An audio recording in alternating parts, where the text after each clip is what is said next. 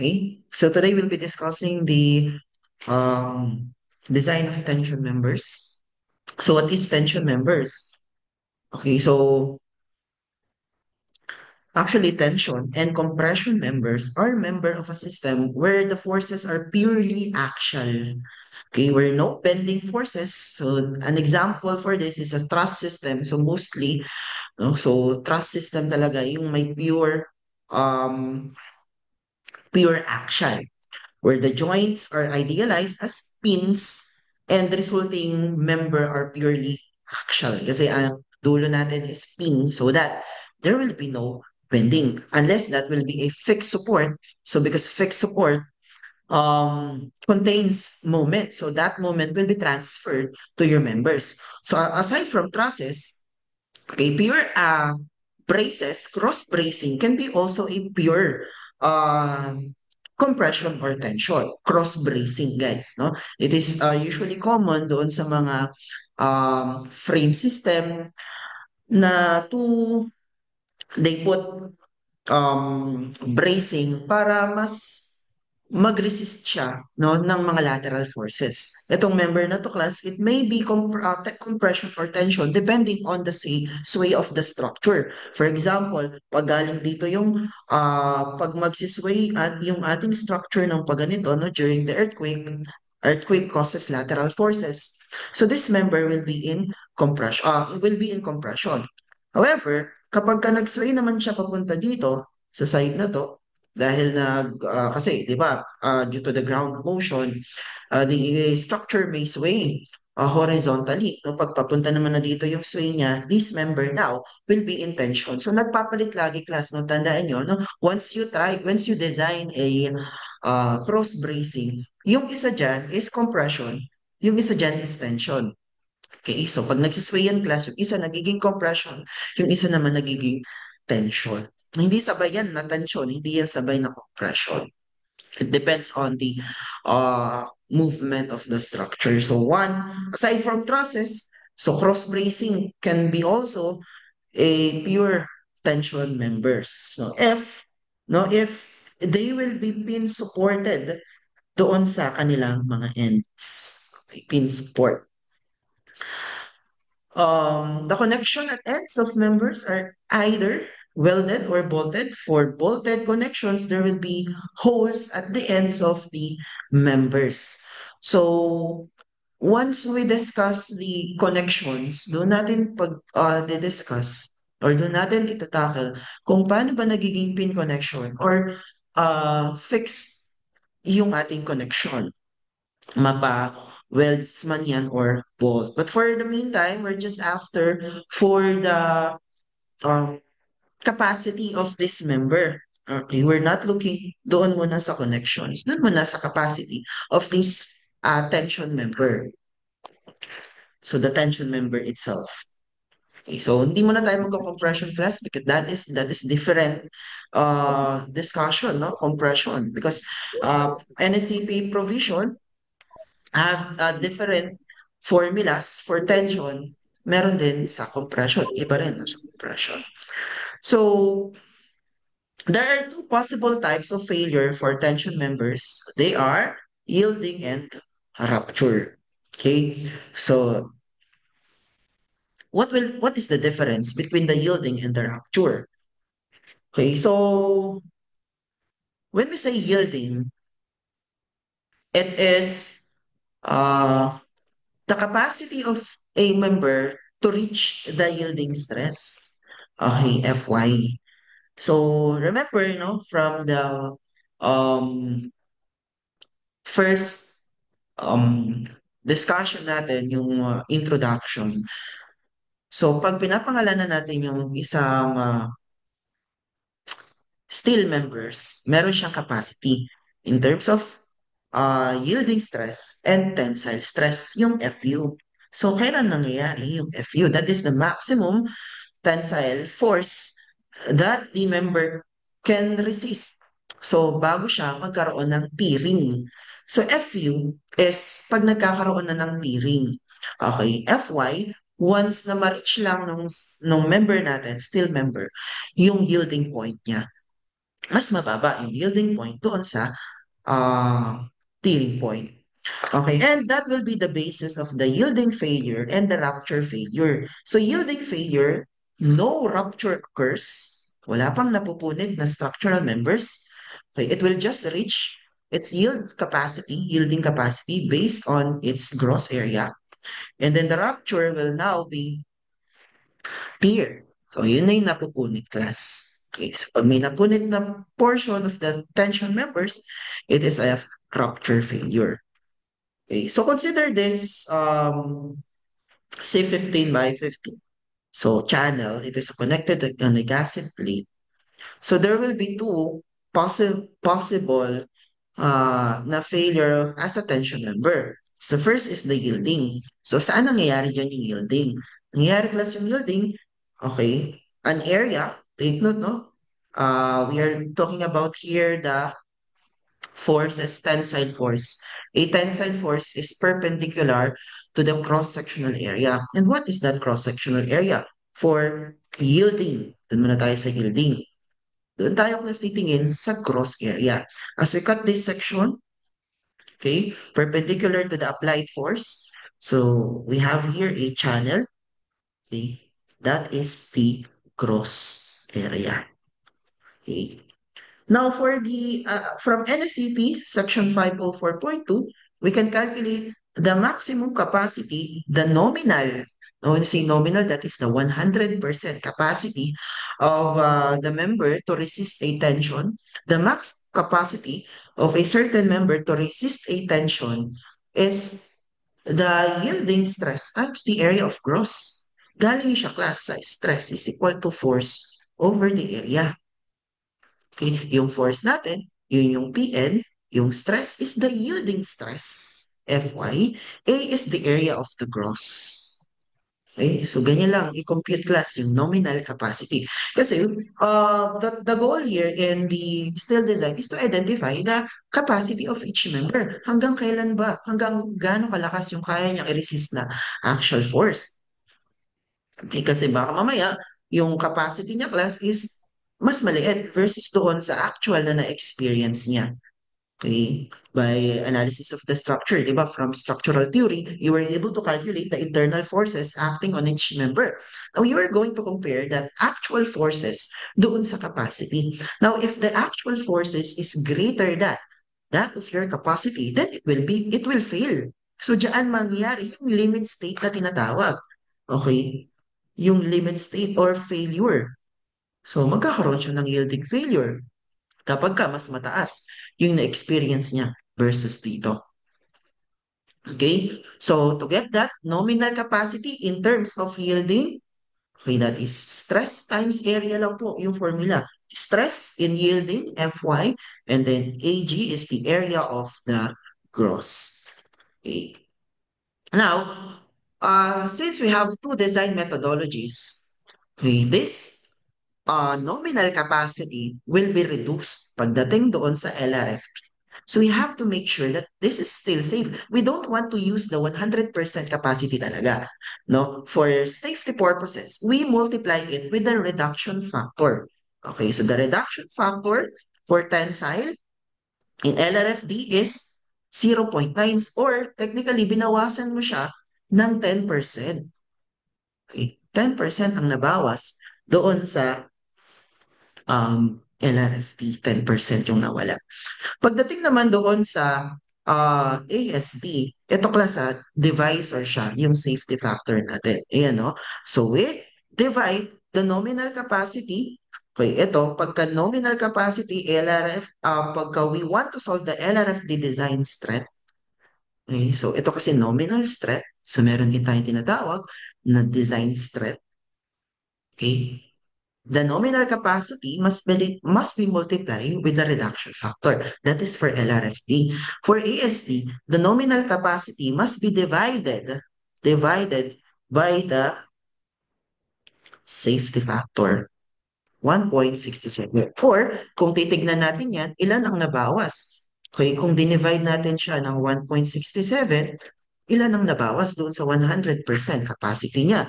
So, 1 over 1.67, ilan ang nabawas dun sa nominal? Imagine mo, almost 40%. Mas conservative, guys. Okay, see, pagdating sa ASD, mas nagiging conservative siya. Kaya nga, di ba, may discussion tayo sa first part or doon sa introduction na mas economical si LRFD compared sa ASD. Imagine mo, parang minultiply mo yung 1.67 class. Parang minultiply mo ng 0.6 yung FYAG. And actually, that is NSCP 2001. No? Yung PN, you multiply with 0.6 FYAG. That is NSCP 2001. Okay, yun yung gamit natin. But binalik nila sa fraction na 1 point, sa dito, no? Na pang device or yung safety factor. Okay? Now, that is the first limit state. Okay? Or one failure that may occur doon sa ating tension member. Aside from that is you also have the rupture. Okay, when say rupture, dito na magkakaroon, mapupunit na yung member. Saan ba napupunit yung member class? Napupunit siya doon sa net area. Okay, or the effective net area. Okay. So, we multiply since this is already a rupture. Okay. So, mag-start na siya mag-tearing. So, we use the stress. Galing pa rin yan class sa formula na stress is equal to force over the area. So, force, the nominal capacity. Okay. Then, stress. Since this is a rupture, we use the stress, allowable stress ng FU.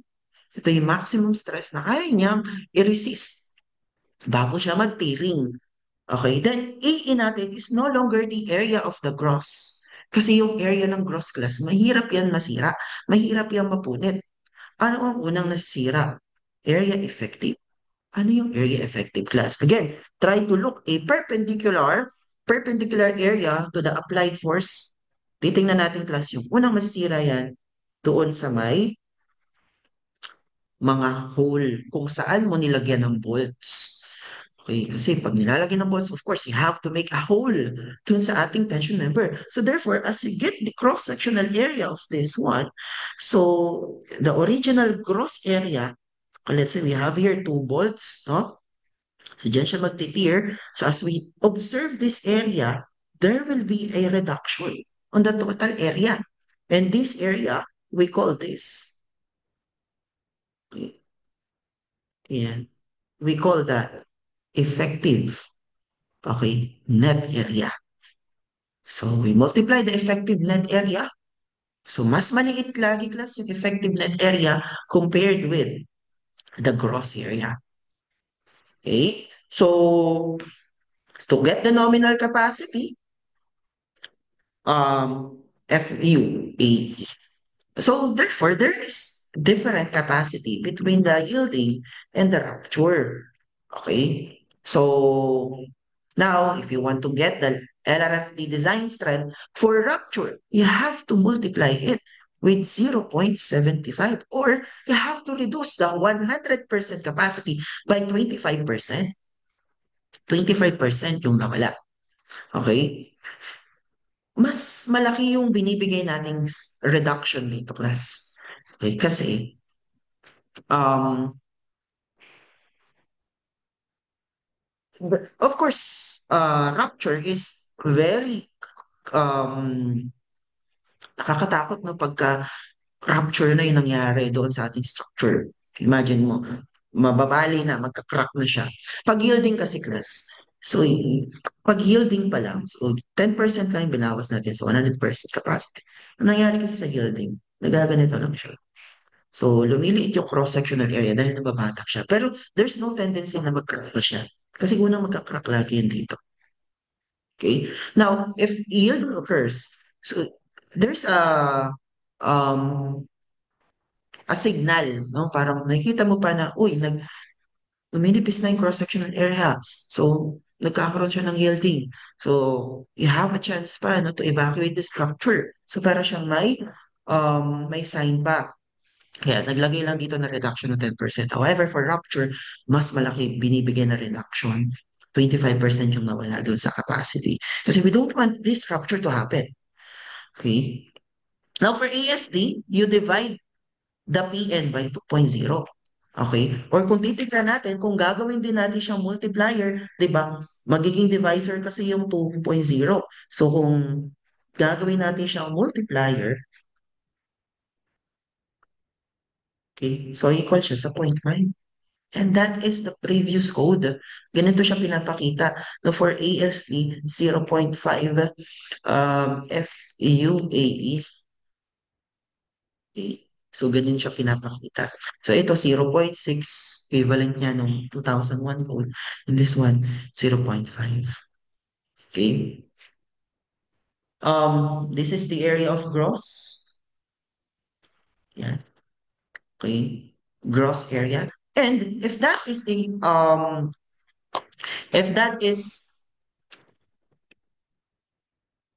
rolled, we'll say rolled, yun yung mga nasa standard na AISC standard na cross-section. So, let me just open ulit yung ating database. So, this database will be used for the exams natin or for, yan. So,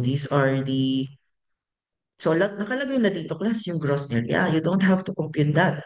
So, let's say you are going to select, no, you want to identify the capacity, the tensile capacity of W360 by 160. This is the designation for AISC. AISC SI system natin. So when I say uh, 360, that is the total depth, 360, and this is the kilogram per meter na weight. So this is your area of cross.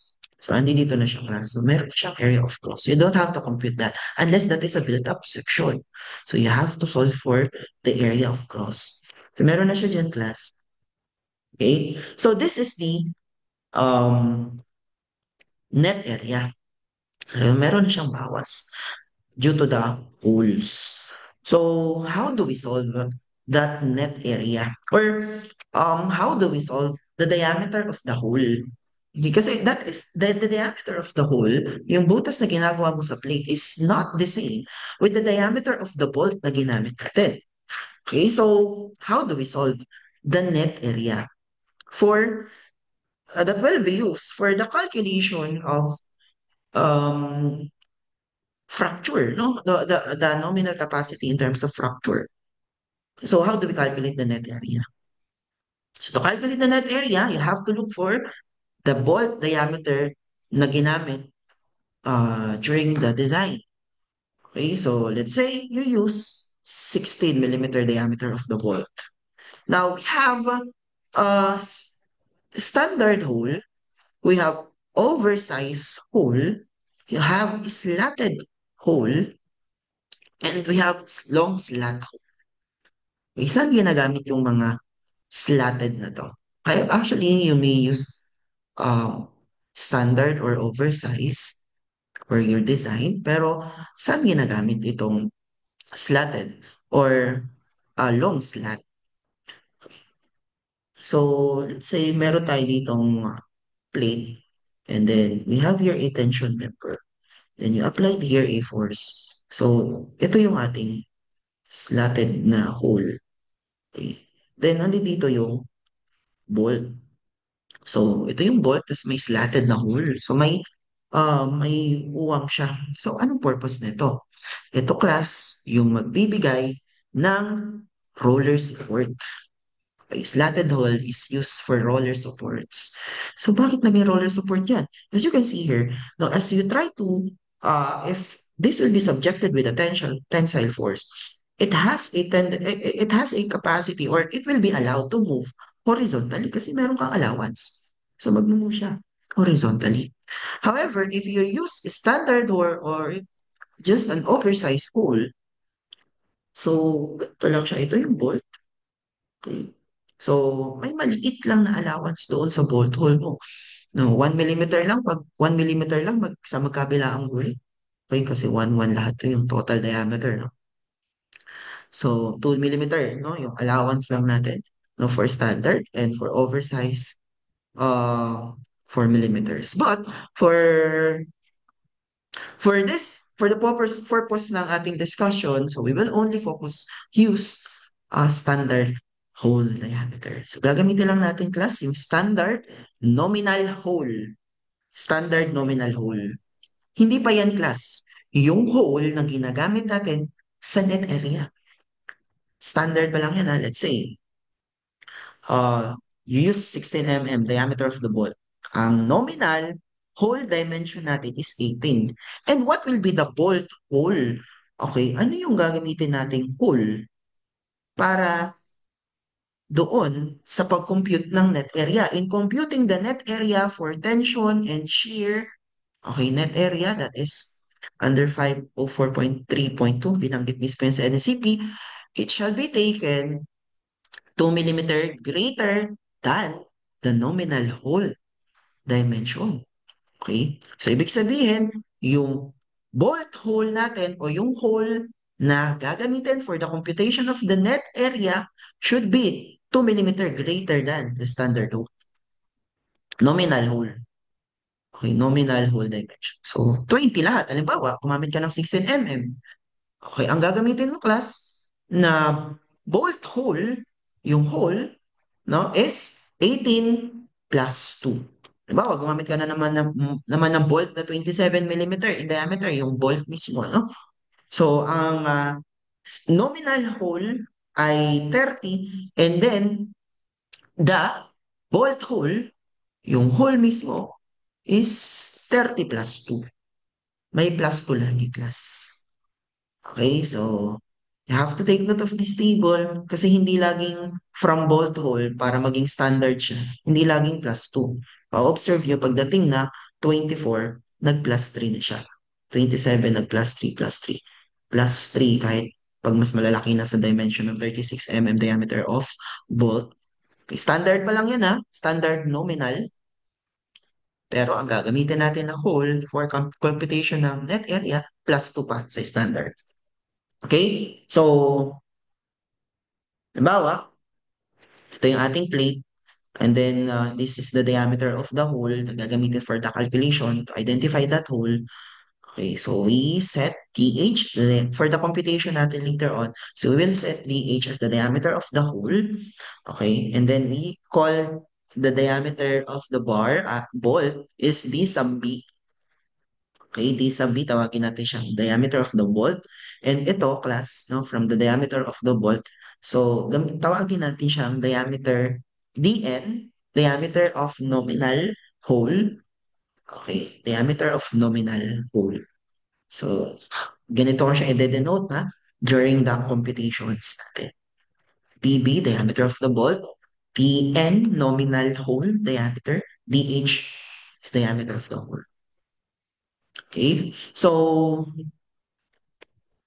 to get the diameter of the hole, that is diameter of the bolt, plus 2 or 3, kasi depende dito eh. Ito 2 eh. Wala dito. Nag-plus 2 ka. Dito, plus 3. Plus 2 pa. Okay. So, how do we get? Now, aside from that, so, minsan kasi class, meron tayong tinatawag na staggered connection. Okay, so hindi lang siya mag-fail ng um, perpendicular, no? So, hindi lang ganito ang arrangement ng mga butas. Okay, due to the rupture, hindi lang ganyan magkakaroon ng failure. Meron din tayong tinatawag na staggered connection. So, ano yung purpose ng staggered connection, class? So, the staggered connection is actually, purpose niyan, to increase the net area. Okay, instead na dito siya mag-fail, so lalaki yung dadaanan niyang area pag nag-tiering siya. So, of course, meron din kasi mga space limitations. For example, masyadong pagka nilagay mo siya dito, yung isang bolt, masyadong magiging magkadikit sila. Okay, and it has a minimum requirement, no? Yung spacing between the bolt, between the hole, meron niyang spacing na minimum. Pagdating natin doon sa connections. But we are not yet after for solving the, ano no, the connections, details of connections.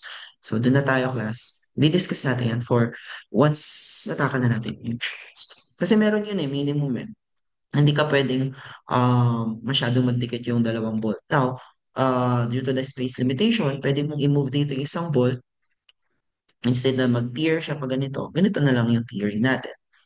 Okay? So, reduction in cross-sectional area is minimized if fasteners are arranged in staggered pattern. So, we call this staggered pattern. Okay? So, fracture along the inclined path such as ABCD. Okay? ABCD is called the yun nga, staggered fracture. In such case, the relationship of the stress P over area does not apply. The stress on the inclined portion are the combination of the tensile and shearing. Di ba nga, ang topic natin class is tensile member. Okay? So, ano lang yung tension dito? Kung i-observe natin, take note ha, tension. Okay, ang tension stress is force over the perpendicular area. So, dito naman, perpendicular pa yung force. However, pagdating dito class, the force is no longer perpendicular. So, kung kukunin natin yung component ng force na yan, there will be two component. One perpendicular and the other one is shearing. Combination siya ng shearing and tensile. Naka-inclined yung force natin na in-apply with respect to the area na nag-fail. So that inclined area is no longer a tension failure. Kasi ang gusto lang natin tension members. So we have to look on how will it fail in terms of tension failure. Now, so Cochrane in 1922 proposed that when deducting the area corresponds to the staggered hole, um, there is a reduction in the hole diameter. So he proposed a formula na ganito na lang gawin since nagkaroon nga ng increase doon sa ating area. So, um, lagyan na lang natin ng reduction. Um, kung i-add natin tong length na to, bawasan na lang natin, okay, yung whole diameter ng S squared over 4G. So, yun yung proposal niya. Okay, so technically, yung diameter ng hole, originally, let's say 24 mm, babawasan mo siya ng S squared over 4G. So, what is S? S is the staggered uh, pitch. Okay, staggered pitch or the distance between the hole. Okay, so baka class, ito yung gamitin yung pitch. Okay, hindi po yan. So um, yung susunod sa kanya na um, na bolt. Okay, so yung hindi ito. So ito yung pitch natin. Yes, that's how we measure pitch. Next, what is H? G, the gauge of the transverse spacing. So this is G. Okay, so paano natin tatandaan yung S at saka G? Yung S is parallel to the applied force. S is the parallel to the applied force. G is the perpendicular. So ibig sabihin, pag tinayo natin ng ganito, kasi ganito yung staggered natin. Okay, so ganito siya mag-feel. Yan, ito yung force natin. Okay, so yung S dito is parallel to the force. And this is your G. Okay, so S is parallel to the force kasi so dapat alam nyo kung nasa yung S and G dyan. So regardless of the orientation of the tension members. So now, therefore, in calculating, di ba, we can calculate the area net. See, from the figure, so we can calculate the area net if you know the area of the hole. So how do we calculate this area of the hole? So you know the diameter of the hole times kung alam mo yung thickness. Okay, ang tawag natin dito sa part ng flange na to, we call this web. Okay, if you know the thickness of the web, nasa standard din yung thickness nito, depende doon sa pangalan ng ating channel. Okay, so to get the area of this, you just get the diameter times the thickness. That is the area of the diameter of the hole times thickness of the hole. Okay? So, balikan natin to. So, the area of net is area ng gross minus diameter of the holes. So, kung yung diameter ng hole natin, magiging D prime na kasi there will be a reduction on the diameter of the hole. Okay, liliit siya. Okay. Imbes na malaki yung hole natin, liitan na lang natin. Okay, liitan yung hole para that is to account yung dinagdag naman na length dito. Lakihan mo na, liitan mo na lang yung hole mo. Parang ganun yung sinasabi ni Cochrane. Nagdagdag ka ng length dito kasi kaso hindi yan tension kasi staggered yan, may combined tension and shear. So, to account that increase of the length of your area, kasi supposedly, pag ganito lang dapat yung area natin, nag-increase siya dahil sa length na to, parang may hypotenuse. So, to account that, liitan na lang natin yung hole. Pag niliitan mo kasi yung hole, lalaki yung net area. Okay? Liitan yung hole, liliitan yung area ng hole. So, what will happen to the area of net if we have the area of hole? If we will try to substitute, di ba, we compute the area of hole if we multiply the diameter of hole times the thickness of whatever the thickness ng plate na to. Okay. So, pag tingnan natin yung cross-section, whatever the thickness na ito. Okay. So, nabawasan na d prime times t. Supposedly, d diameter ng hole times t lang siya. Okay. Pero dahil may s squared over 4g, subtraction yan. Now, summation. Bakit may summation tayo dito? Kasi it depends on the number of the hole na dadaanan ng ating failure. Okay, if we have two holes, di times 2. Okay? So ngayon, i-distribute natin to class. Instead of using this equation, i-distribute siya natin ng ganito. So yan, distribute natin yung t dito. Okay? So area ng cross minus diameter ng hole times the thickness. And naging plus na ngayon yung s squared over 4g. So technically, parang naging plus talaga siya. Okay, yung length na to, okay, para siyang hypotenuse, no? Pero the formula for that is s squared over 4g, okay, for the length. Okay, yung length nito, or yung additional length, rather, additional length, hindi talaga ito yun, additional length lang due to this inclination. Supposedly, ganito lang dapat siya, di ba? So there is a small increase on the length. Sabihin na natin, ito yun. Okay, kasi hypotenuse siya na mas malaki siya dito. Okay, is s squared over 4g times width para maging area. So, nadagdagan yung area natin. Okay, so this will be the area of the net once we solve a staggered connections. Okay? So, again, let's try to solve this problem number one. So, we have 12 mm by 280 mm plate. So, pag nagpapangalan tayo class ng plate, so, so, ganito siya na PL, 12 by 300. So, ganyan siya. Ibig sabihin nun, 12 yung thickness and 300 yung width. So, wala tayong pakalam sa length niya kasi we do not know yung length but the width which you should be identified, no? So, yung width niya. Okay? So, ito yung 280. That is the total width of that plate. So, when you say plate, so, hindi siya angle. Flat lang siya na um, na na steel member. So we have 320 24 mm bolts. So of course we have to make a hole for the 24 millimeter diameter of bolts. So we'll be using standard holes. So if not mentioned, always use standard hole class, no? Okay, so determine the critical net area of the plate. So net area, so saan siya unang masisira? Kasi we have if there is different there is an arrangement of bolts doon sa ating plate. So, you have to look kung saan siya una magfa-fracture, no, or magra-rupture. Doon, ang magkakaroon lang class ng rupture doon sa may mga bolt hole. Okay, so let's try to solve this. So first, you have to identify the diameter of the hole since the only given here is the diameter of the bolt. Okay, so from this table of 510.3.3 of the NSCP, so look for the diameter of the bolt. So that is M22 or 24 pala.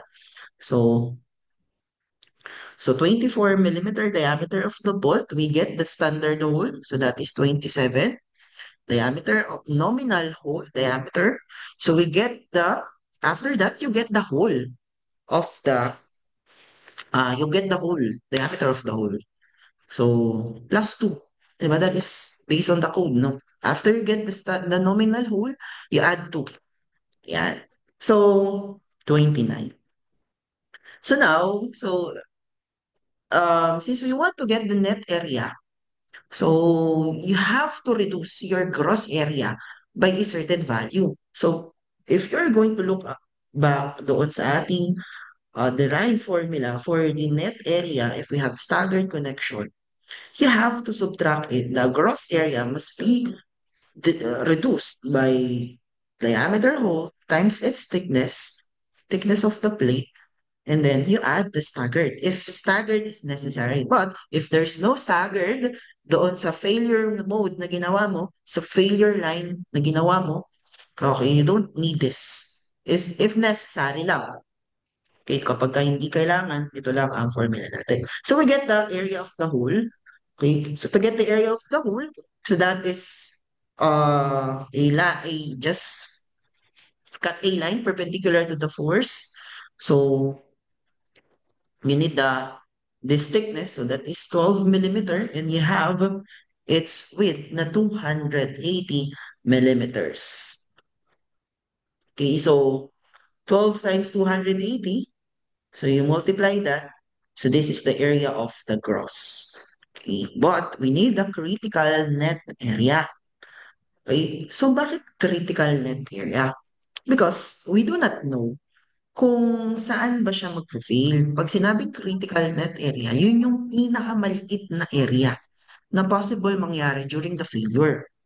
Okay? Critical siya kasi maliit yung area, una siyang masisira. Kasi if we calculate the FU, if you get the nominal strength based on rupture, FUAE, okay, pag maliit yung area net mo, um, kasi yung effective net area, may garing yan doon, okay? Pero later on, discuss natin the difference between AE tsaka net area.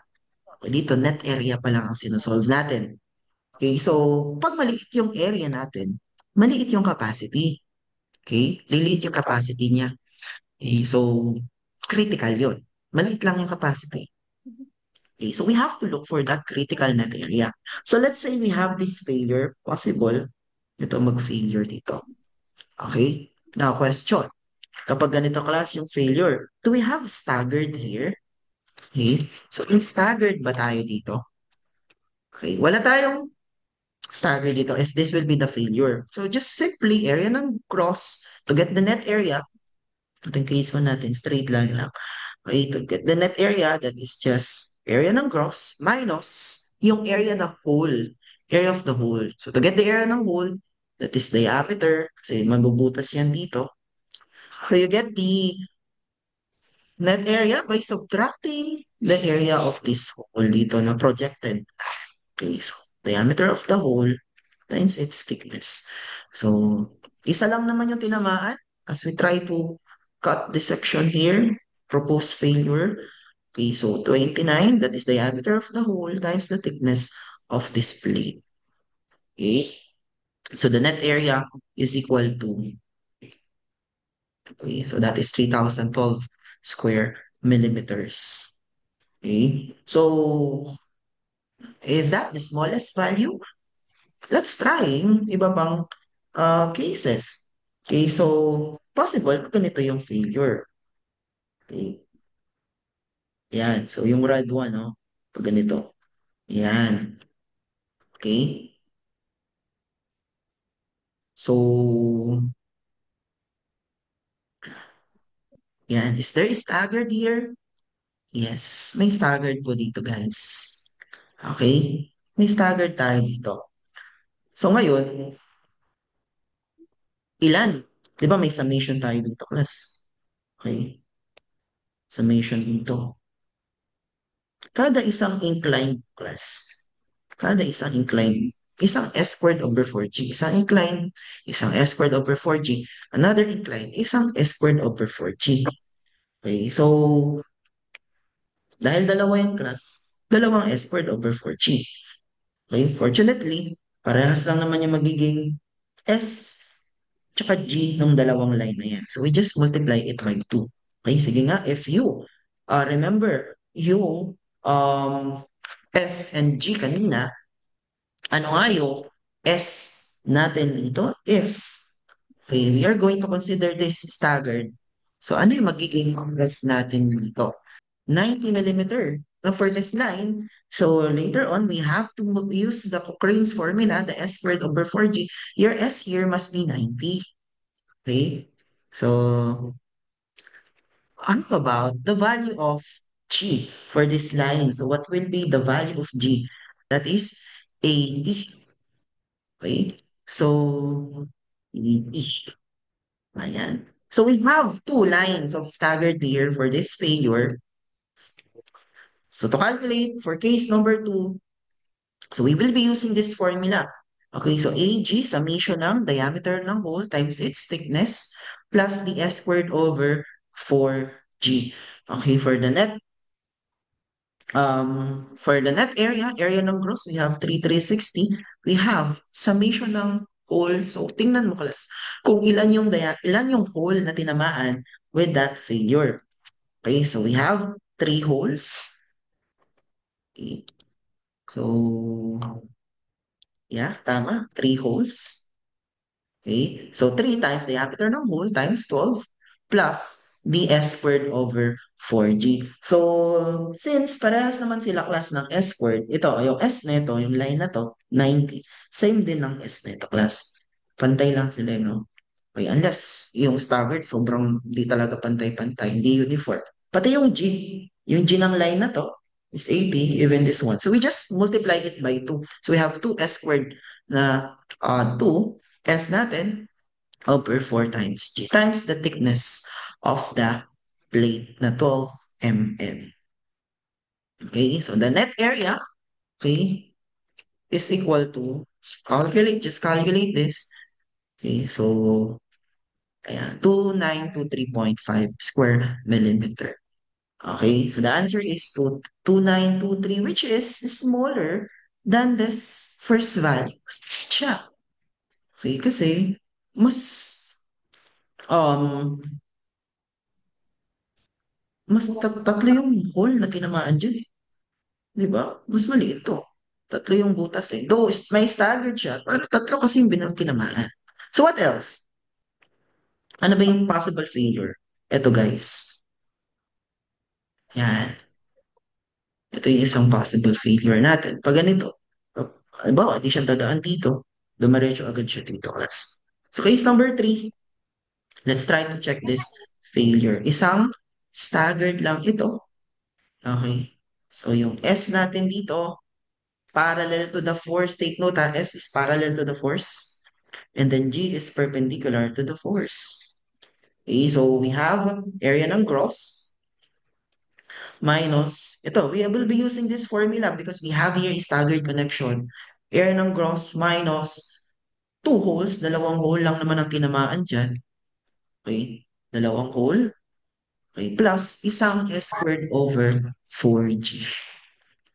So answer mo dito class is 2967. So ano yung pinakamaliit dyan? Ito class. This is the critical net area. Case number 2. Sir, yan lang ba lahat yun? Wala na bang iba? Bakit hindi ito? Bakit hindi ito, sir? Hindi mo tinry ito. Hindi pwedeng mangyari yung class. Tandaan nyo, pagka sisirain nyo yung tension member, pag ihiwalay nyo siya with the other part, dapat walang maiwang bolt. Kapag sinira mo to, hinatak mo siya dahil sa tension na to, may naiwan na bolt and it causes another tension force which will resist this nominal capacity. No? So, bababa lalo. Okay, so I mean, you have to increase this capacity. Okay, kasi may additional force dito eh. Tataasan mo to. May correlation po ba yung number of holes sa net area? Um, mas maraming hole na dinaanan, mas mababang area, mas mababang net area. Okay? Pero can we easily identify kung ano yung unang mag-govern lagi? Ito ha, bawal to guys ha, bawal. Okay, bawal. You have this connection. Okay, you have this connection. So, hindi pwedeng mag-fail ng pag ganito yan. Hinatak mo dito. Nandito lang yung force.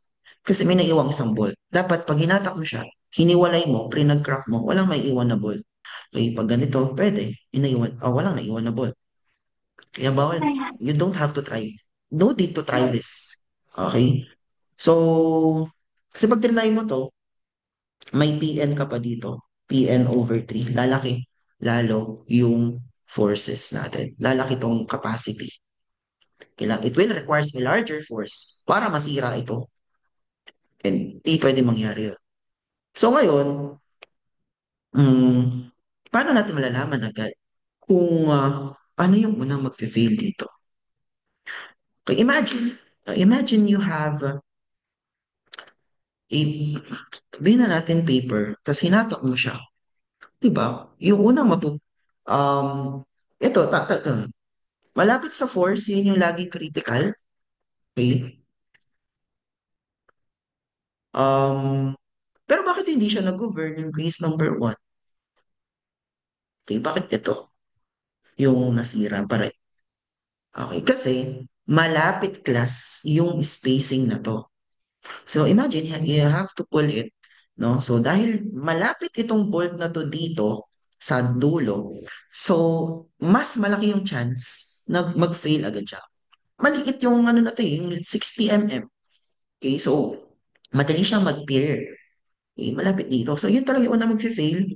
Okay, ngayon, kapag ka sobrang lapit nito, ito, may S ka naman, 90. Ayan, malapit siya dyan. Iti-tear niya ngayon to. Okay, pupunta siya dito. 90 lang yan eh. Okay, so dahil pantay lang naman yan, actually dati hindi mo na chinek to. Pantay lang, symmetrical lang, papunta na agad dito yan, class. And then bababa na siya dito. However, if you're going to make it 100, gawin mo siyang 100 class, hindi mag-govern to.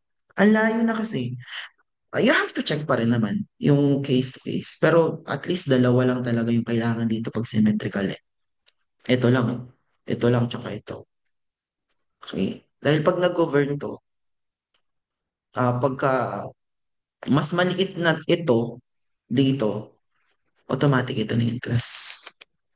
So, more trial pa rin talaga para makita mo agad kung sino yung nagpe-fail.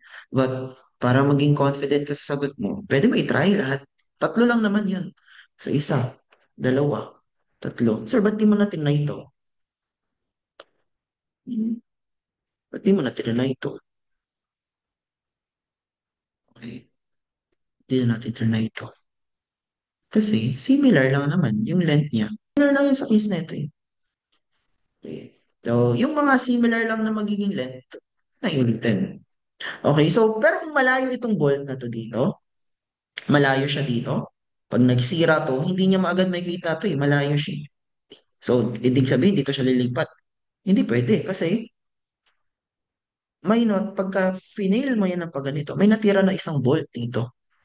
So, kaya ngayon, kapag ginawa mo tong 100, try natin gawing 100, mag-govern to. Mas magiging maliit yan dito. Try lang natin ha, yung S natin, gawin natin yung 100. Okay? So, let's try to calculate. Layuan natin yung gauge. Yun yung purpose ng gauge class. Okay? So, kapag ka malapit yung gauge, maliit yung gauge sa isa't isa, so may tendency na mag-crack siya in terms of staggered connection. Okay, pero kapag malayo sila sa isa't isa, yung malayo yung gauge, so hindi niya mararating. Yung length na yung class, mahirap sirain. So ngayon, try natin gawing 100 tong gauge na to. I mean, pitch pala, pitch. Sorry, S is pitch ha. So 3 papalitan lang natin ng 100.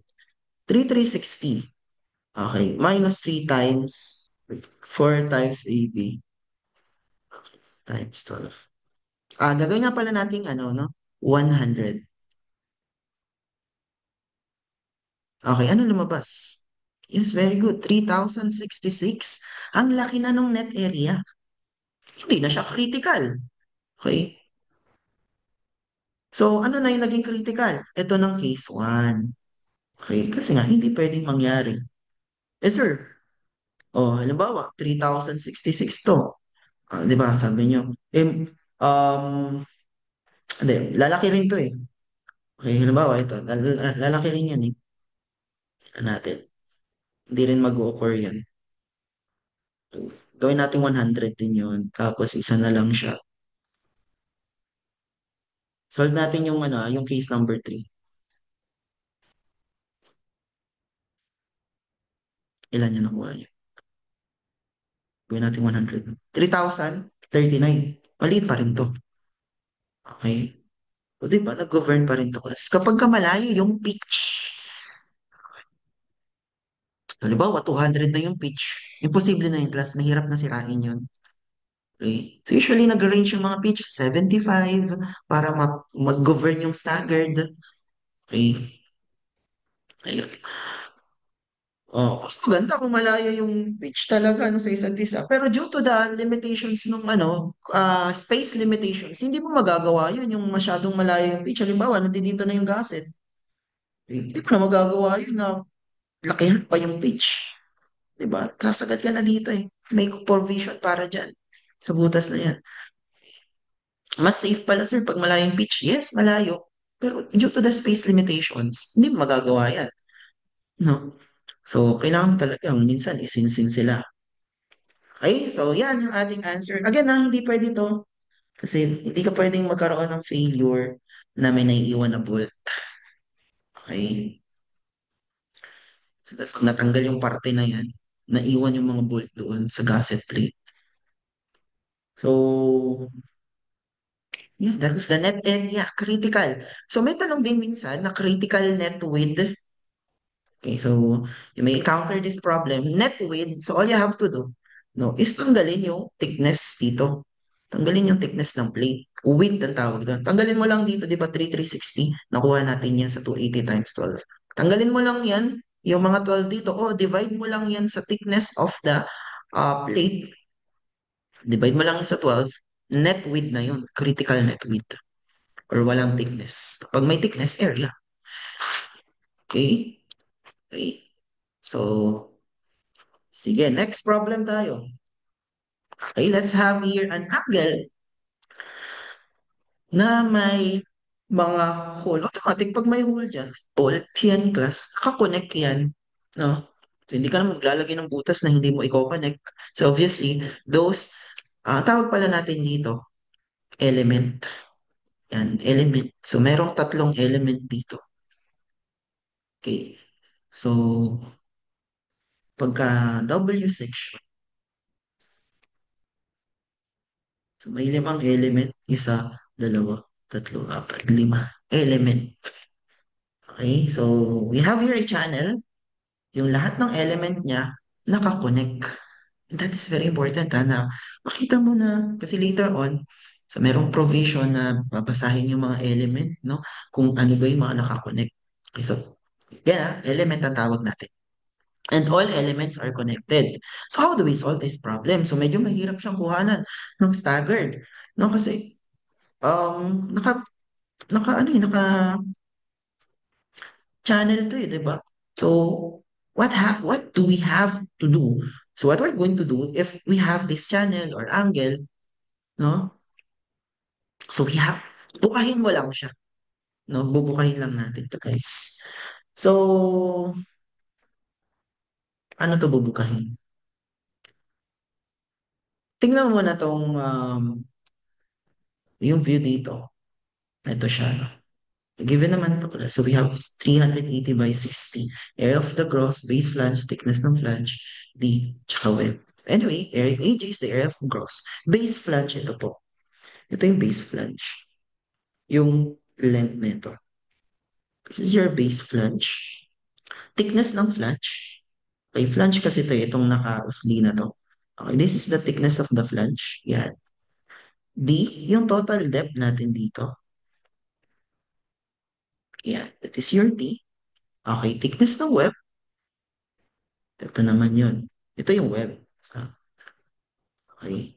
So yan, given yung section properties niya. If not, just look at the AIST steel manual. So, construction manual, andun yung properties niya, class. Okay? So, ganito lang gagawin natin, class. First, of course, we have the hole na pala ito. The hole are 26 millimeter in diameter. Diameter na po ng hole. You don't have to add pa dito. Yan na mismo yun. Okay. So, yan na, hole na yan. So, let's just look at the projection nito. So, di ba ito ay 381. So, may given na distance between the hole B and C, 221. And hanggang sa taas. So, kasama tong flange siya. Kasama yung flange. So, hanggang sa taas or mula dito hanggang dito. Parehas lang naman yun. Mula dito hanggang bottom. Bottom to ng flange. Mula dito hanggang top ng flange. Okay. That is given 80 millimeters. So, i-project mo lang siya ng ganyan. Bubuka natin to. So, paano yan? Ibubuka. So, we have 50 mm here. Um, ito kasi, na-project mo na siya. Yan. So, ang kulang na lang, class, ito, length nito. Pag binuka natin siya, na hindi pwedeng 50 pa rin. Diba, pag binuka mo to, yung distance ng hole na to, papunta na sa line na to, hindi yan 50. Okay? So, pag binuka natin, you have to look at the inner dimension. So, ayun. Ayan. So, you have to project this. So, ano yung distance ng hole na to? Dito. Kaya kapag pre-project mo siya, binuka natin. Okay, ito yun. Yan. Okay. So, parang ipapatong natin siya. Itong length na to, ipapatong mo dito sa taas. So, ilan na lang natitira? So, you have 50. Bawasan mo ng web. So, I hope nakukuha class ha. So, ito isa-side view ko siya. Okay, so katong 80. So, ito na yon. Ito na siya, 80. Ito yung hole. Center lines, 80. Tapos meron ka dito, hole ulit. Okay, measured sa center line. Okay, 50. Ngayon, pag inangat natin tong line na to, ito na lang ang idadagdag natin sa taas. Ayan. Okay, so ipoproject mo lang siya paangat. Ito na lang portion na to. So, ibig sabihin, yung height nito class is no longer 50. But instead, you remove the thickness of the web. Yung 50 minus the thickness of the web. So, nakuha ba yung class? Okay? Kaya tama, 50 minus, yan, 50 minus the thickness of the web, 36.8. Okay. So, yan na. Naka-flat na siya. Kukuha mo na class. Yung, ano ba pinapahanap dito? Net area. Okay? So, hindi na din dito yung force. Okay, tatry ko pa ba to, sir? Sobrang hirap mangyari in class. No? Kasi imagine mo, sirain mo ng pag ganito to. Yan. In-skip niya to, diba? In-skip niya to, hindi pwede yun. Hindi mo pwedeng skip to kasi mas malapit yan eh. Imagine mo, pagka may mga hole, gusto ng peering na sirain yung magkakalapit na mga hole. Hindi siya pwedeng pumunta dito. Unless sobrang layo niya. 80 lang yun eh. Siguro mga 150, reasonable pa na hindi mangyari yan. 150 yung, okay. Ano nga tawag natin dito sa 80 na yan? Okay. Distance. Ito yung force natin. Anong tawag natin dyan sa 80 na yan? Is that pitch or gauge? Yes, very good. Pitch. S yan. Kasi the distance between the hole parallel to the applied force is pitch. Okay, so we now calculate, so that is pitch. Okay, so this will be the failure. You may check this failure kung mangyari. But it will never happen kasi sobrang magkalapit to class. So ito, pag dumadaan siya dito class, magkaiba ng thickness. What we're going to do is just get the average of the thickness. Okay, so ganito ang gagawin natin class. Um, meron tayong P1. kunin muna natin yung T1 dito. Actually, same lang din naman yan dito. Okay, so 36.82 ah. We discussed that earlier. So T1, that is just the average of the thickness of the web and then the flange. Ayan, just get the average. Pag dumaan siya sa magkaibang thickness, that is 14.85.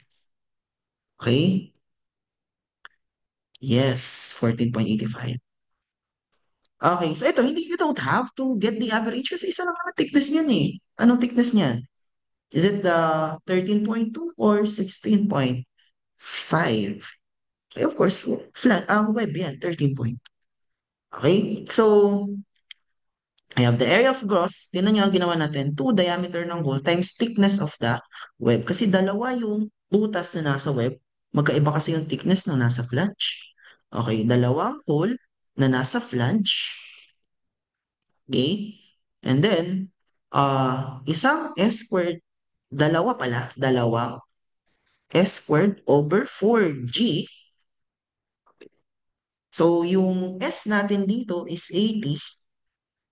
Yung G natin is ito. Okay. 36.8 plus 80. Times what? Okay. Thickness 1. Okay. Dalawa yan ha. Parehas lang yung length na ito tsaka ito. Okay. So, then finally, meron tayong apat na hole. Mayroon pa tayo ditong isang staggered.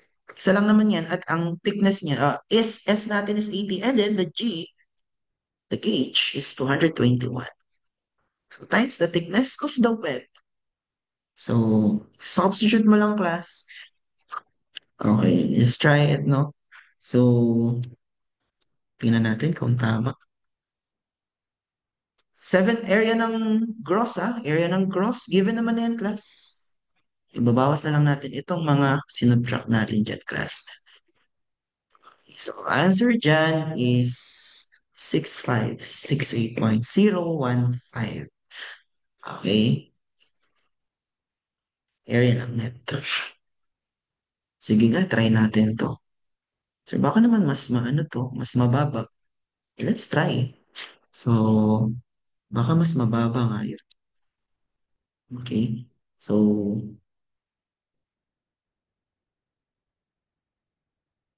area ng gross, 7610. Dadalawa lang yung dadaanan na bolt. Ang bolt natin, 26 hole times the thickness of, well, 13 point. Ilan? 69 to 3.6. Critical pa rin ito. Diba? 69, no? Tumabas. Ito, mas critical pa rin siya. Kasi nga malapit itong 80. Pero pag nilakihan mo yan ulit, ginawa mo siyang 40, ginawa mo siyang 100. Not sure, no, for 100. Pero you have to try pa rin yun. 100 or um 150. 150 siguro talaga. Okay, so that's it, no? Pagka mga naka-angle, so ito, ibubuka lang natin. Okay, so earlier, we just solved the net area. No? Oh, yeah. Net area lang yung sinolve natin kanina, class.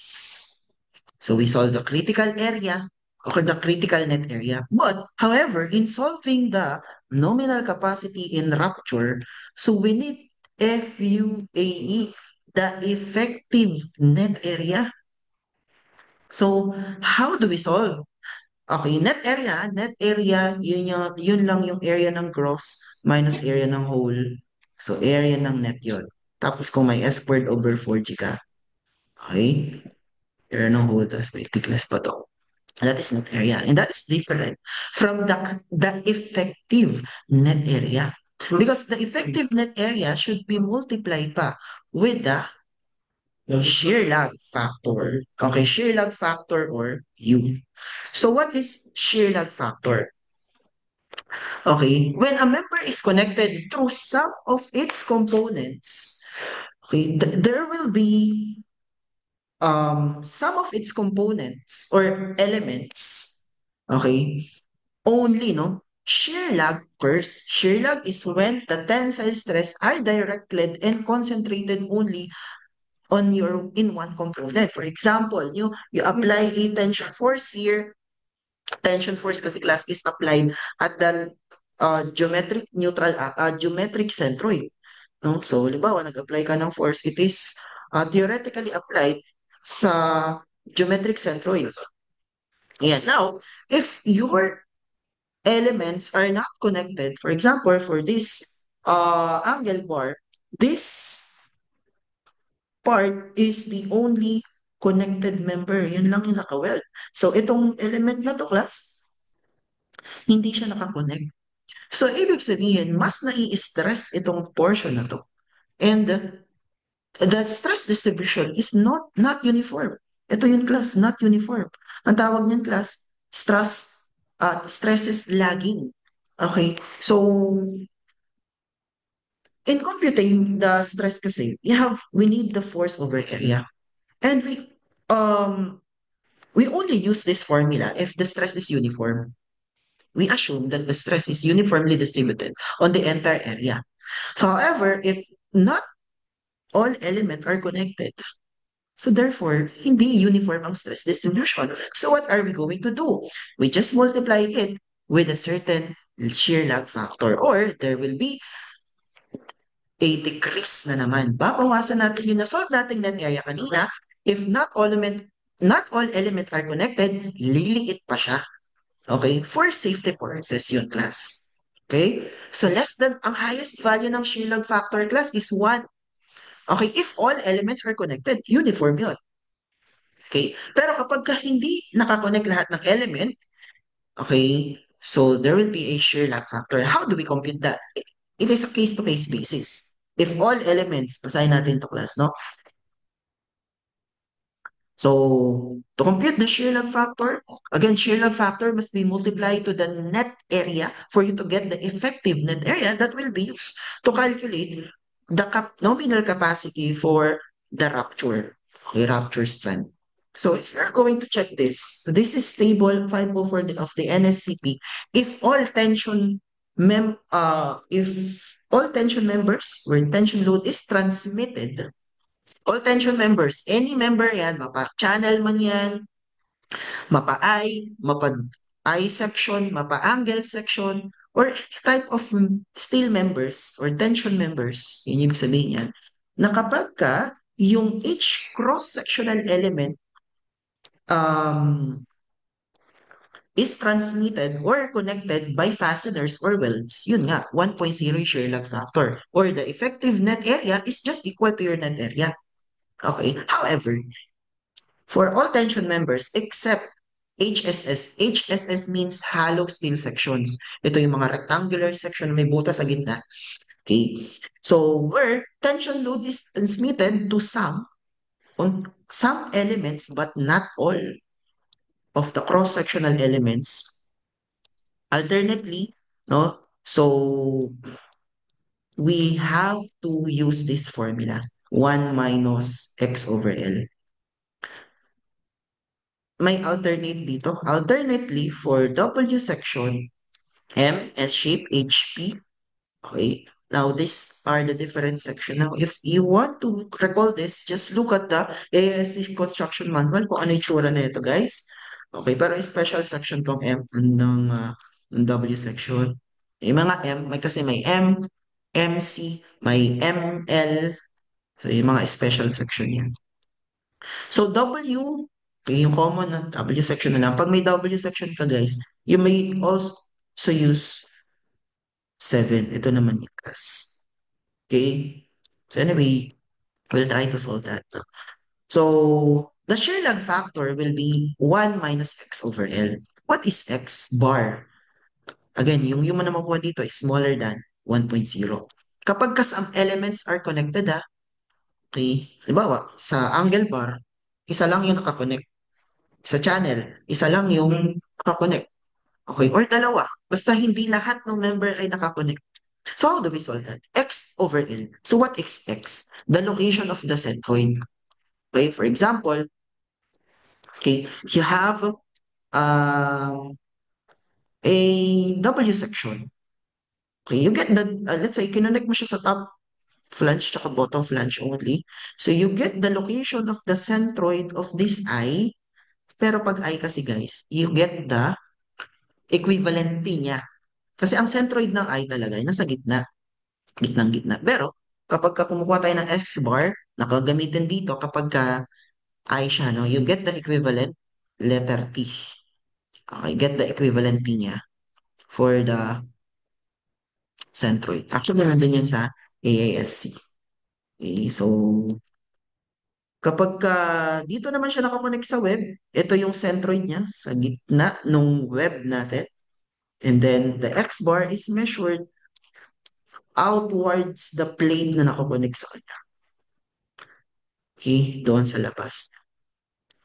Unfortunately, ito lang yung figure ni NSCP. Pagdating kasi sa AIS, mas marami siyang figure. Okay, pero i-discuss naman natin siya dito. Okay? So, mostly ito yung nagagamit dyan for W section, angle, channel, 1 minus x bar over L. Okay, so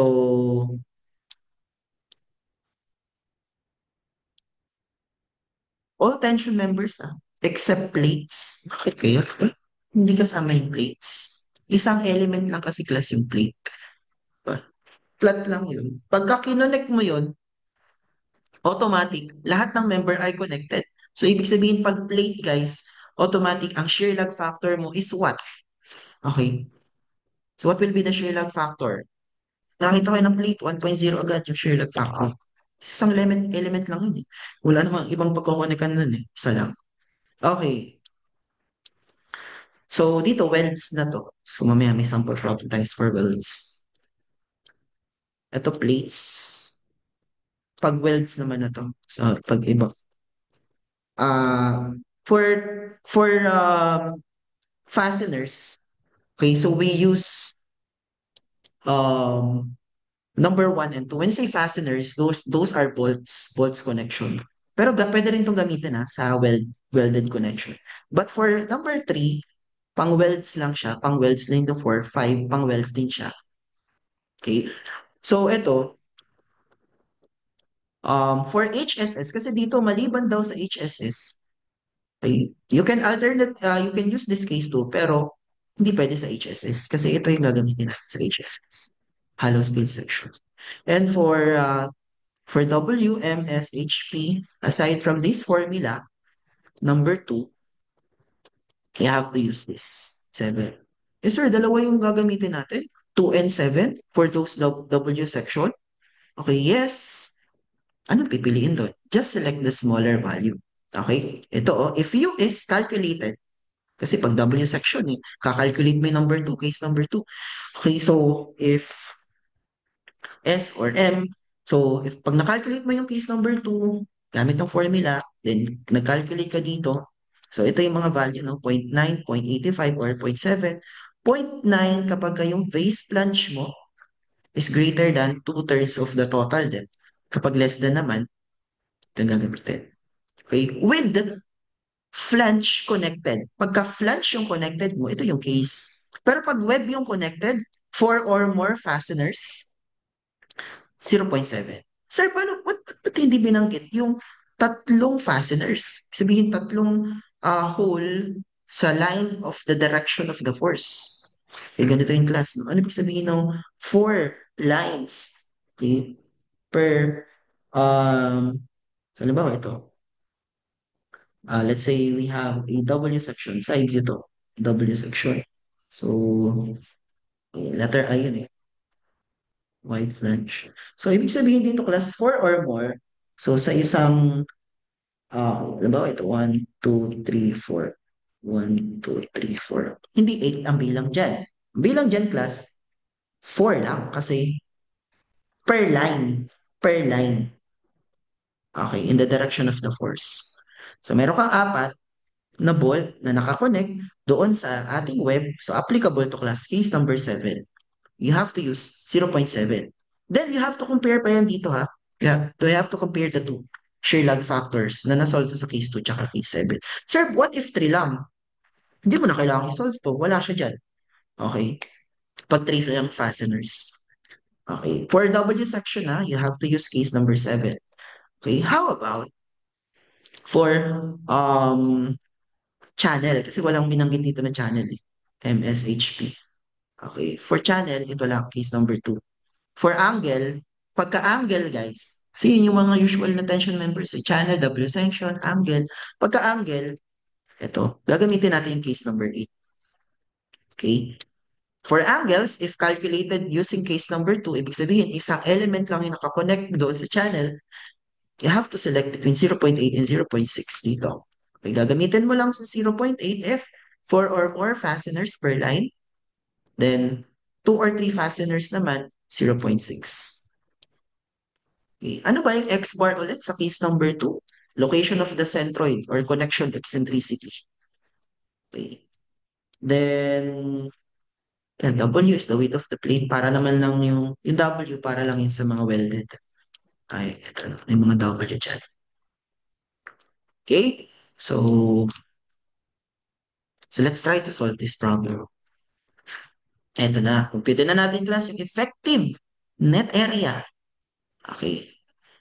So, this is an angle bar.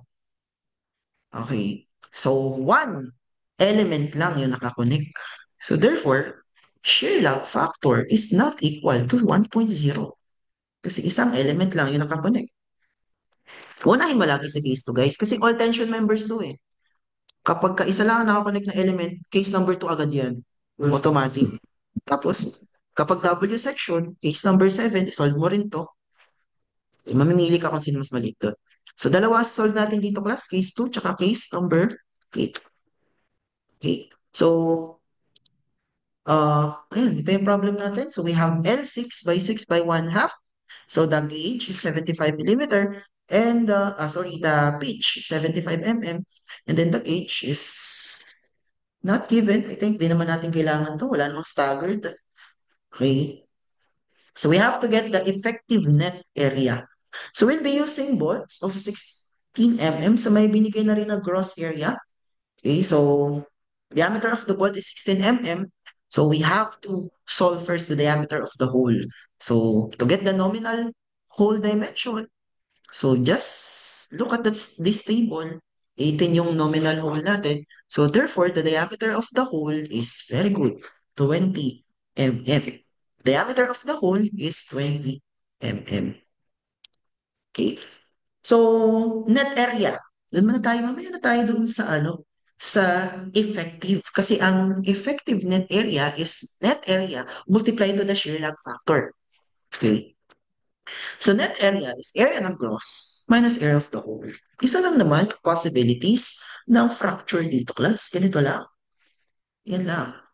Okay. E di area ng gross minus dalawang area ng whole lang yun. Okay. So we subtract the area of the... So anyway, pag nagbigay pala ng ganito, class, na dimension, okay, this is actually an English system units. Okay, naka-English system yan. Kasi Um, so ano yung magiging thickness natin? Of course, pag nagbabasa tayo ng angle bar class, ito yung L, sinabing L6, yung katabi ng L, okay, ng angle bar, yun lagi yung longer span. Okay, ito kasi yan. Minsan may longer span siya, may shorter span. Okay, pag ganito, usually, dinodrawing yung mga angle class ng pag ganito. Pag ganito din na drawing lagi, yung pag magdodrawing ka ng angle bar class, no? Kapag hindi pantay, um, i-drawing mo lagi yung uh, yung longer span or longer side, longer element na patayo. Kasi mahalaga yan. Baka malito kayo doon sa position ng centroid. Okay. Dito kasi given na sa figure. Ano, saan ba natin makita to? We are going to use L6 by L6 by 1 half. Itong L6 na yan, 6 inches yan. Okay, so you just have to convert that um doon sa ating table. Um, I mean, you just have to look for the database. Okay. L, okay, so L,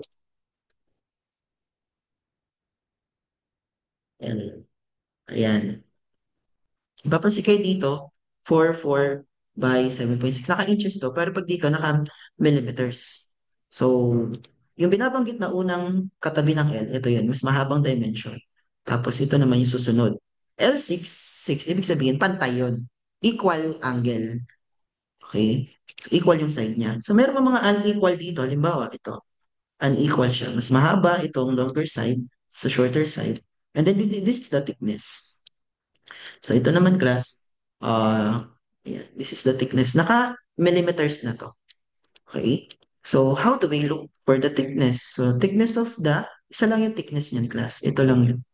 So wala siyang thickness ng web, wala siyang flange. Okay? Kasi thickness lang ay bibigay. Uniform thickness yan class. Okay, 11.1. So or just convert. Okay, this inches, 1/2 inches to millimeters. Okay, so 1/2 inches. 1/2 inch times 24.5? 24.5? Ano tama ba? 12.25. 25.4 tama. Sorry. 25.4. 25.4. So 12.7. Okay, this is thickness then these are the dimensions. So bakit importante yung pag-drawing nito na nakatayo? Kasi class, you have to look for the centroid.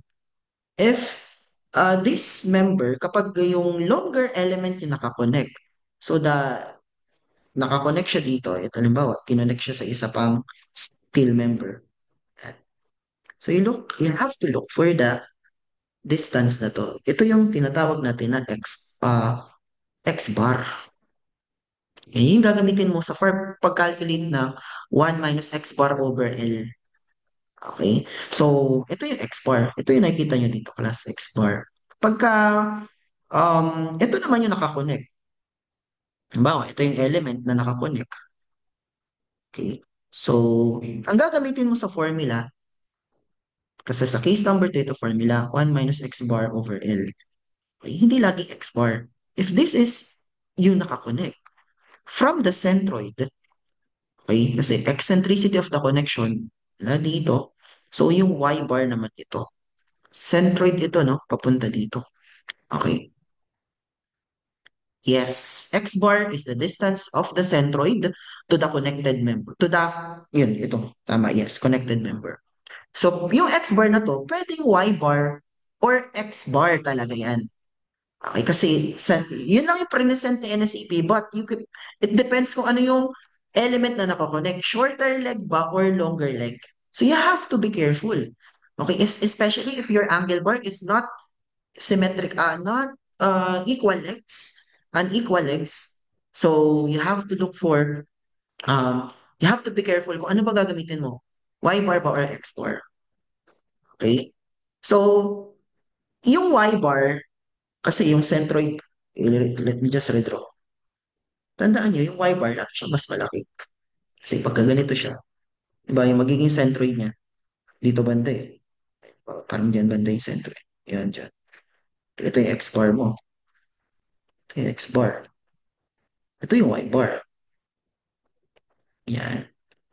Okay? So, Y bar ang gagamitin pag short leg ang kakakonect. Pag longer leg, X bar ang gagamitin. Mas stable yan, class. Ni, okay, na pinag natin, no?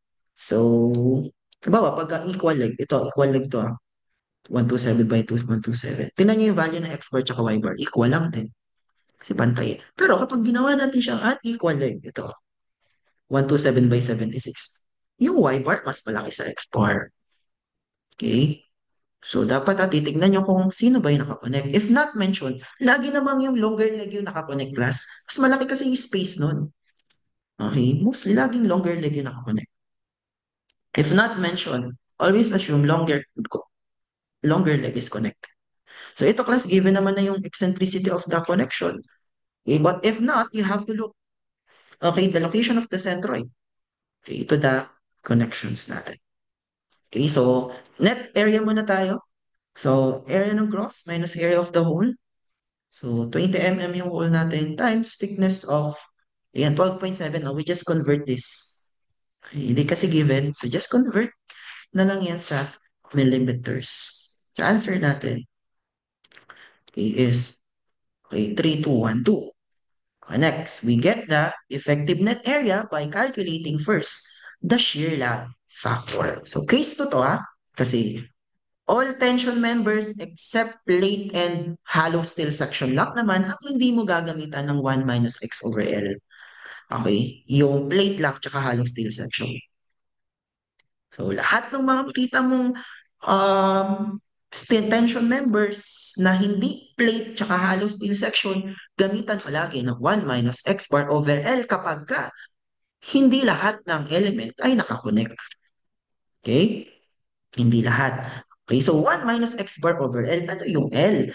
The length of the, okay, so balikan natin yung definition ng L. Ito po, length of the connection. Okay, so yung per line lang yun per line. So the length of the connection per line. So sa case na to class, yung length nito per line. So 75, measured center to center of the hole. Okay, so 1 minus x bar over L. Okay, so ang shear lag, before you solve the effective net area, you have to compare mo na yung shear lag factor. Kasi, isa-solve pa natin dito yung case number 8. Okay? Huwag niyo muna i-solve yung AE ha. Okay, huwag mo na kayo mag-solve ng AE. Compare mo na yung shear lag factor kasi sabi doon, pag sinolve mo, yung case number 8, if U is calculated, larger value is permitted to be used. So, mamimili ka kung sino mas malaking value doon na shear lag factor between the case number 2 and case number 8. Sa case number 8 class, ilan yung ating fastener per line? Tatlo. Tatlong fastener per line. So, anong gagamitin dyan? Ito, 2 or 3 fasteners per line of the direction. Fasteners, ha? Ibig sabihin, applicable lang to class sa mga naka-bolted connection, hindi sa mga naka-weld.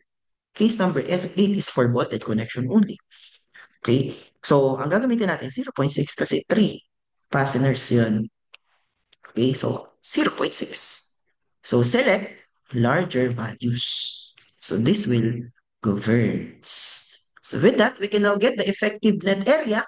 So, shear lag factor, okay, times the net area.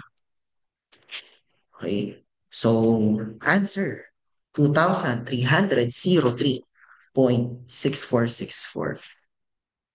Okay? So, that will be the net area. Effective net area. Ayan. So, we already know how to calculate the effective net area from gross area, naging net area, naging effective net area. Okay, we're now ready to solve yung goal talaga natin dito, class, yung design strength. Okay? Yung PN na minultiply ng reduction factor at yung PN na dinivide ng safety factor. This one is the design strength. This one is the allowable strength. LRFT. This one is AS. Okay, so those are the maximum tension na pwede na lang i-carry. Okay, so doon muna tayo sa LRFT design strength. Okay, so we have the AE. So LRFT design strength.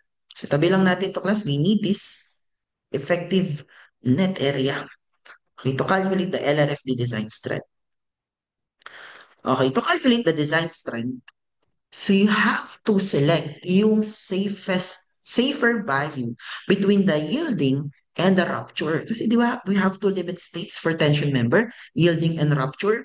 Okay, so you have to select which among the two failure will be the safest. Solve muna natin yung nominal strength based on yielding.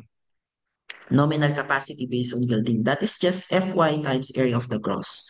Fy is 248 megapascal and Ag is 3720. Anyway, if for A36, diba? A36, so you can actually calculate the Fy, no?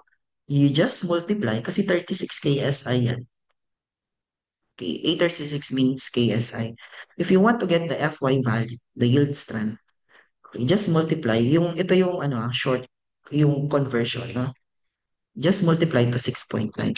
So, approximately, so ang lalabas dyan, okay, if this is not mentioned, no? Yung FY, yung pag hindi mention siya, 36 times 6.9. Approximately, that is 248 megapascal. So, in the Philippines, we use FY na 248 no, for 836. So, ayan, 560 newtons. Newtons po yan, kasi stress times area. Stress natin is Newton per square millimeter or megapascal. Area ng gross is square millimeters. Yan, Newton ang sagot. Okay, now we get the LRFD and ASD kasi yan yung tinatanong. What is the capacity of LRFD and ASD? We just multiply this. For yielding, no, we have the reduction factor. Okay, for yielding, we multiply it by 0.9. Okay, so your answer is 830.304. For ASD naman, you divide this PN by the safety factor, 1.67. Okay, so ito makukuha mo. Okay, class, hindi ka mamimili dyan kung sino mas safe sa dalawa kasi they are different methodologies. So, magkaiba. Ihiwalay mo lagi sa LRFD at ASD methodologies. So, kung magde-design ka ng LRFD, ito gagamitin mo. Pag ASD, ito. Okay. So, di pa tapos dyan, class, no? We have to also check the capacity in terms of fracture. Ang formula natin is FUAE. Nasolve na natin yung AE kanina. 2303.646. Okay? So, FU. So, 400 times AE, effective net area. Not the net area. Effective net area yung multiply natin dyan. So, ang point P and net class. Yan, 912458.56. And you get the LRFD, you get the ASD capacity. Ano nga yung multiplier natin nito? Okay, for rupture, it was presented doon sa ating previous na slides. 0.75 for LRFD, divide naman or multiply by 0.5. 0.5 yun kasi device or ang safety factor. Okay, so, um, ayan, LRFD, multiply lang natin class para maging design strength siya. Kasi ito nominal eh. Nominal. So, pag sinabing design strength, you have to reduce. Reduce na yung value. Okay, the design strength. In kilonewtons pala natin siya pinapresenta. Kasi from newtons times 10 raised to negative 3 lang, no? So, pinapresent natin siya in kilonewtons. So, 691.093. And then, this one divide naman, 460.79.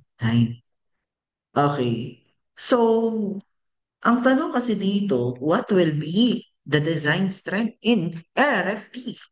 So, we have to limit state. Hindi naman yan sabay nangyayari, class. May mauunang mag-fail dyan. Doon, between the yielding and the gross. Okay? So, yung unang mag-fail, of course, yung mahina capacity. So, that should be selected. That should be your capacity lang na isiset.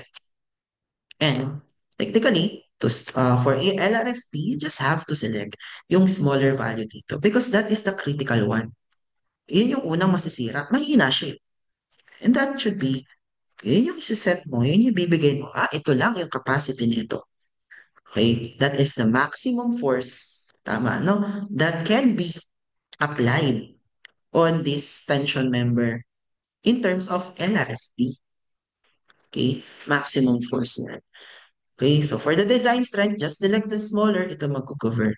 For the ASD naman, na counterpart, also the same, no? Just select the smaller.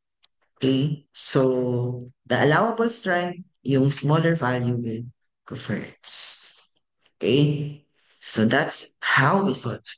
Pag mas mababa yung yield, okay, halimbawa, yung yield, mas mababa, edi yun yung mag-govern. Oh, ang lumabas dito, 500 lang. So ito yung mag-govern. Just select the smaller value. Kung nagkataon, mas mababa yung sa rupture. So not all the time yung rupture nag-govern. It depends on the properties of materials. O depends on the number of bolts. Okay? Magkakalayo naman yung bolts, so never mag-fail siya. Okay? So that's how we solve the design capacity in terms of LRFD and ASP. Okay, for so you have to check both yielding and gross on tension members. Okay, in terms of tension members, both check both yielding and gross. Actually, meron pa tayong ibang limit states, pero hindi na yun sa tension lang. Okay, kapag kinonsider na natin yung other forces such as shearing, tearing ng bolts, tearing ng plates. So, but for tension lang, dalawa lang yung limit state. Yielding at saka fracture. Just select kapag yielding lang yung binabantayan natin, just select the safest between the two. Sige. Next number. Okay, so we have here an A36 angle ulit with staggered fasteners. Determine the effective net area. Okay, kailangan pag mag-effective net area tayo, we multiply the net area with the shear lag factor. Tanong, ano ang shear lag factor dito? Tama, 1.0. Bakit? Bakit 1.0? Kasi all elements are connected. Okay, lahat ng elements class ay connected. So therefore, 1.0 ang kanyang shear lag factor. So since may stagger dito guys, we have to make it a plane so that we can easily compute the staggered, no? So pag binuka natin siya, just look doon sa front muna, front view. Okay, this is the other side of the top view. So, ihatiin na natin siya. So ito yung front view natin. So we have from here, we have 50 mm. So, lagyan na natin ng mga guhit. Yan. Kasi nandiyan yung mga bolt. Okay, 50, another 40 mm, another 40 mm of pitch, and then 40 mm. So, ilan yun? 1, 2, 3, 4. 1, 2, 3, isa pa. 40 mm. And then, dito naman from the top. So, ito yung top natin, no? Ito, no? So, mapapunta dito. That is 75 mm. And then, this one is 75 mm. So, pag binuka natin to guys, ito siya. Ito. Pag binuka mo siya, it is no longer 60 millimeters. So, you have to deduct the thickness of this angle. So, instead of using 60, pag binuka na natin siya, babawas natin yung thickness of the angle. Anong thickness nito? Okay, saan? Ito pala, 1/2 inch. So we have 1/2 inch or 12.7 millimeters. Okay, so pag binuka natin siya, so that will be 47.3. Bent pa ito, 60 pa rin to. Yan, 60. So, drawing na natin yung mga bolts. So, dito mayroong isang bolt. And then, dito. So, and then dito. Ito naman. Ayan, tapos ito. Sa taas naman, sa upper portion, so ito ay mas malapit dito. Ay, doon siya nag-start, no? Ito yung edge natin na may 50 mm. So, ito yung edge na may 15 mm. So, nagkaroon pa ng dalawang spacing. So, dito na mag-start yung isang bolt and then the other bolt dito naman. And then itong 3 naman na to, doon siya. Okay? Ayan. So, you may try different failure dito, but upon observation, yung ating S sobrang dikit sa isa't isa, yung gauge natin, I mean the pitch, sobrang liit ng pitch. So therefore, impossible mangyari itong failure na to. So ito siya, no? Imposible mangyari in class. Ayan. So, pwede mo i-try to. Yan, yung failure na yan. Okay. Pero kasi, ang lapit na itong bolt na to eh. So, dadaan dito yan. Actually, ito lang talaga ang mag-govern dyan, class. You may also try this, pero ang liit niyan. I mean, ang laki ng gross area niyan. Or ng net area. Net area. So, kasi pag sinabing critical area, critical net area, if you want to solve the effective net area, you have to select the critical net area. And, dahil sa sobrang liit ng ating pitch, ito lalapit yan. Mas malayo to eh. Mahirap sirain yan, guys. Okay, imagine mo, no? So, mas mauunang masira to versus dito. So, dito siya lalapit. Okay, so this will be the governing failure mode nito in terms of rupture. So, ito na lang ang focusin natin, class. Okay, so let's solve this. Okay, so the diameter, nominal pala yung given, nominal hole diameter. So, pag nominal class, di ba, we still add, ilan? We still add, okay, 2. Di ba? Pag nominal from the NSCP, we still add 2. So the diameter of the hole is 25 millimeters. Okay, so the net area muna later na tayo sa effective. Pero kasi di ba, effective net area is just equal to, ang shear log factor natin, 1.0. Okay, so the net area will be just equal later with the effective net area. Okay, so na naman tayo class sa net area. That is area ng gross, which is given, minus lang natin class, yung dadaanan na hole. Okay? 4. Para-parehas naman yung thickness niyan, class. Diameter of the hole times thickness of this angle bar. Okay, so which is 12.7 millimeters. Then the S squared over 4G.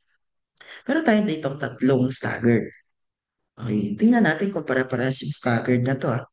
So dito, para-parehas lang naman yung S nila. Okay, dito sa first staggered, yung G dito, 60. Dito sa second staggered, dumaan siya dito, lumipat siya ng element. So, ito. However, di ba kanina, nung lumipat tayo ng element, we get the average thickness. Pero dito kasi same lang naman ang thickness eh. Okay. Now, yung G mo dito, ito, sum nito. Okay, 75 plus 47.3.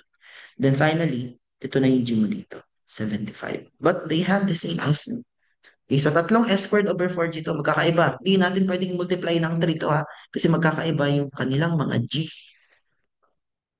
S squared over 4G, una no? Yung 60. Pangalawa naman, yung pinagad. And then third one is itong 75. Okay? So the net area is equal to, okay, yeah, 3311.025.020 millimeters squared. Yeah, so that will be the net area, which is also equal to the effective net area. Kasi ang shear log factor neto class will fall under case number 1. All element are connected. No, you don't have to solve for the shear log factor kasi may nakita kang butas dyan. Ibig sabihin, connected yan.